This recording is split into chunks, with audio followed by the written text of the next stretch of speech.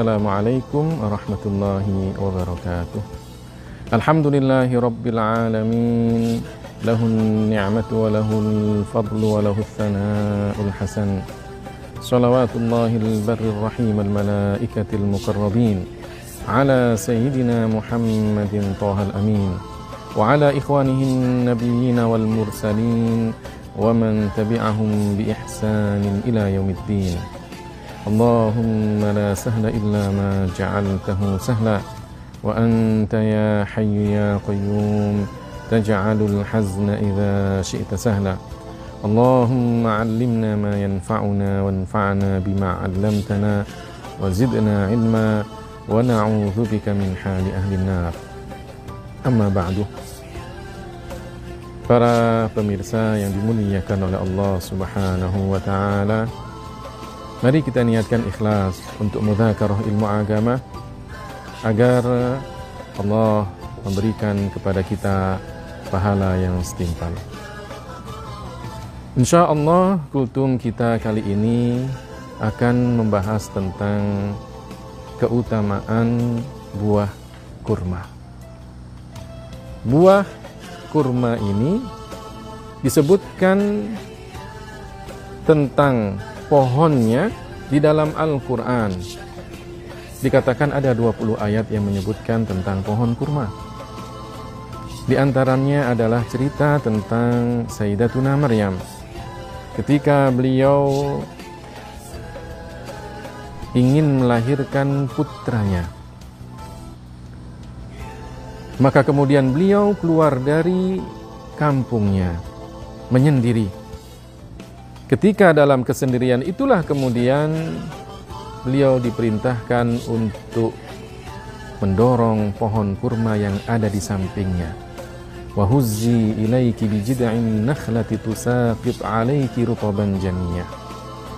Dan doronglah pangkal pohon kurma itu, maka akan jatuh kurma-kurma yang sudah matang, rutab. Kurma yang sudah matang sebagai penguat badannya ketika itu. Ini artinya bahwa kurma mempunyai keutamaan bisa menguatkan badan bagi orang yang dalam keadaan hendak melahirkan.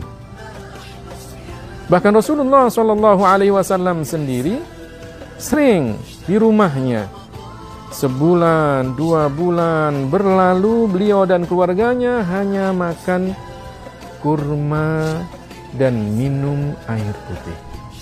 Sungguh luar biasa. Ini artinya bahwa kurma mempunyai keutamaan. Ada banyak kandungan vitamin, karbohidrat, dan yang lainnya yang dibutuhkan oleh tubuh kita.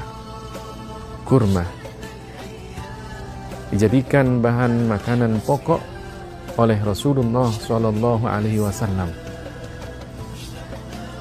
Bahkan Rasulullah SAW menyebutkan dalam sebuah hadis riwayat Al-Imam Muslim, la yaju'u ahlu baitin indahu tamr. Tidak akan pernah merasa lapar satu keluarga jika mereka mempunyai kurma. Kenapa? Karena kurma tidak hanya buahnya saja yang dimanfaatkan, tapi mulai dari daunnya, rantingnya, pohonnya, buahnya, bahkan bijinya ada manfaatnya. Daun kurma bisa dimanfaatkan untuk anyaman. Anyaman kursi, anyaman tempat buah-buahan, keranjang buah. Ranting kurma pun juga bisa dipakai untuk atap rumah. Bahkan ada penemuan di Mesir, ranting kurma kemudian dihancurkan, diolah untuk menjadi asbes rumah. Pohon kurma bisa dijadikan pondasi rumah, terutama daerah-daerah padang pasir. Kurmanya sendiri mempunyai manfaat yang luar biasa. Bahkan Rasulullah SAW dalam hadis riwayat Al-Imam Abu Dawud dan Al-Imam At-Tirmidzi, beliau Al-Imam At-Tirmidzi mengatakan hadisnya hasanun sahih. Beliau mengatakan, "Idza aftara ahadukum falyuftir ala tamrin fa in lam yajid falyuftir ala ma fa innahu tahur. Jika seseorang di antara kalian ingin berbuka, maka berbukalah dengan kurma. Jika tidak mendapatkan, maka berbukalah dengan air, karena air itu suci. Sungguh luar biasa. Sehari kita berpuasa, banyak sesuatu yang hilang dari tubuh ini.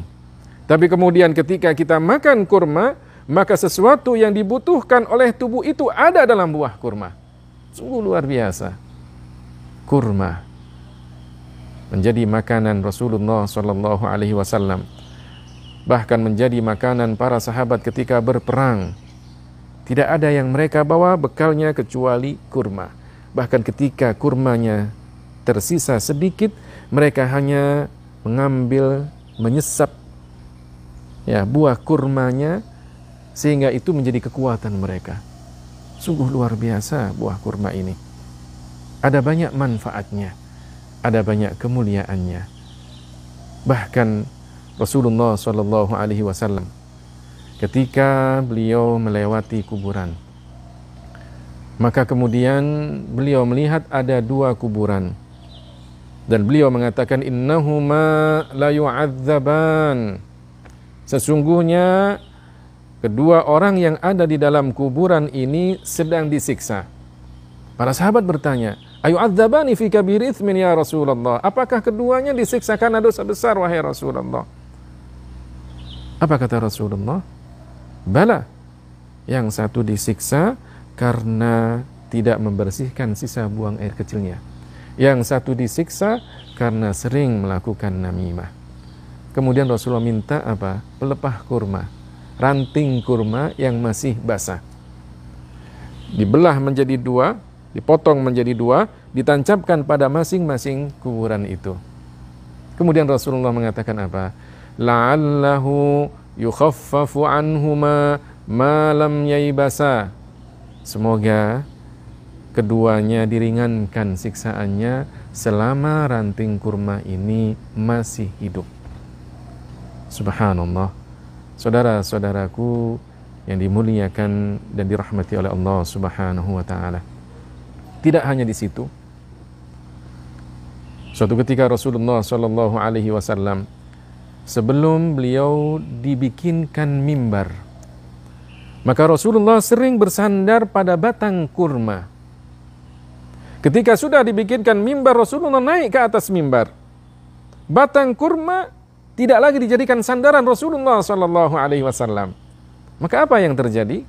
Batang kurma ini merintih, menangis, pelan, semakin kencang, semakin keras. Bahkan para sahabat yang hadir di masjid ketika itu mendengarnya.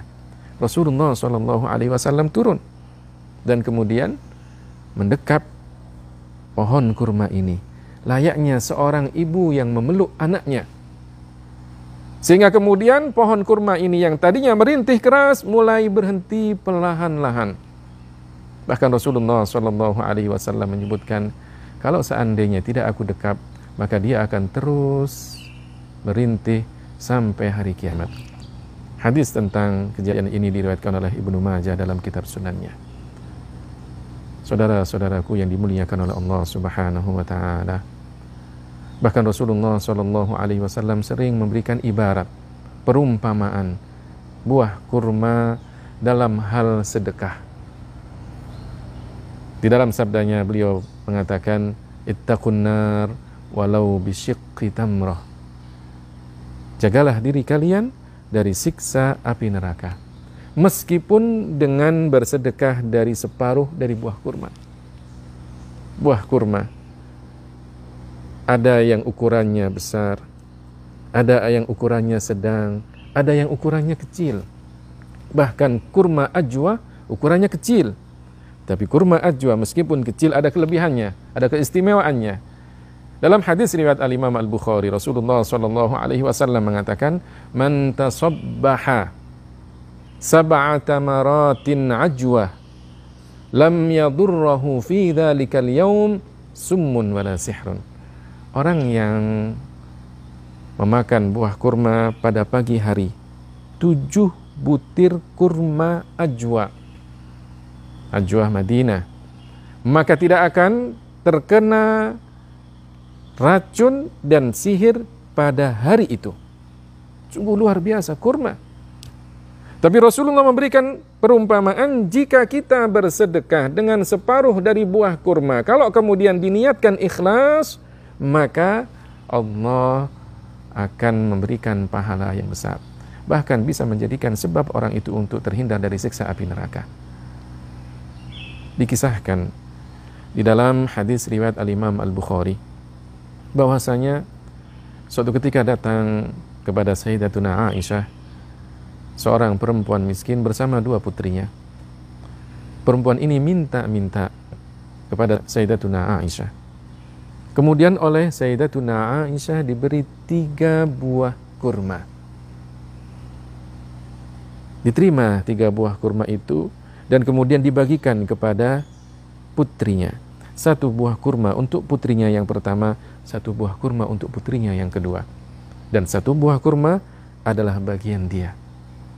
Putrinya makan buah kurma itu. Ketika itu kemudian perempuan ini juga ingin makan buah kurma miliknya. Tapi ketika beliau sudah meletakkan kurmanya dekat dengan mulutnya, ternyata kedua putrinya melihatnya. Ibu ini kemudian iba. Timbul rasa kasih sayangnya. Kurma yang tinggal 1, kurma yang merupakan bagiannya, itu pun kemudian diparuh menjadi 2. Setengah untuk putrinya yang pertama, setengahnya lagi untuk putrinya yang kedua. Ibu ini tidak jadi makan kurma tersebut. Sayyidatuna Aisyah ketika melihat kejadian itu, beliau heran, beliau takjub bagaimana begitu sayangnya ibu ini kepada 2 putrinya. Maka kemudian ketika Rasulullah SAW pulang, diceritakan kejadian ini kepada Rasulullah SAW. Apa kata Rasulullah SAW di dalam sabdanya?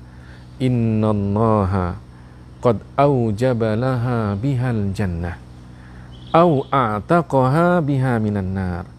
Sesungguhnya Allah akan mengampuni dosa-dosanya dengan sebab kebaikan yang dia lakukan, atau Allah menjauhkannya dari siksa api neraka.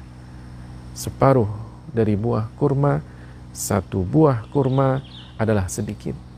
Tapi yang sedikit, jika kita niatkan ikhlas karena Allah, maka Allah akan memberikan kita pahala. Bahkan menjadi sebab seseorang itu diampuni dosa-dosanya, atau sebab seseorang itu dijauhkan dari siksa api neraka. Karenanya, jangan pernah meremehkan perbuatan baik, meskipun perbuatan baik itu menurut kita sedikit. Karena bersedekah dengan sedikit lebih banyak daripada tidak bersedekah sama sekali. Sebagaimana jangan pernah meremehkan perbuatan maksiat, meskipun menurut kita sepele. Karena maksiat yang sepele bisa jadi menghalangi seseorang untuk masuk surga. Mudah-mudahan bermanfaat. Hadanallahu wa iyyakum ajma'in. Tsumma assalamu alaikum warahmatullahi wabarakatuh.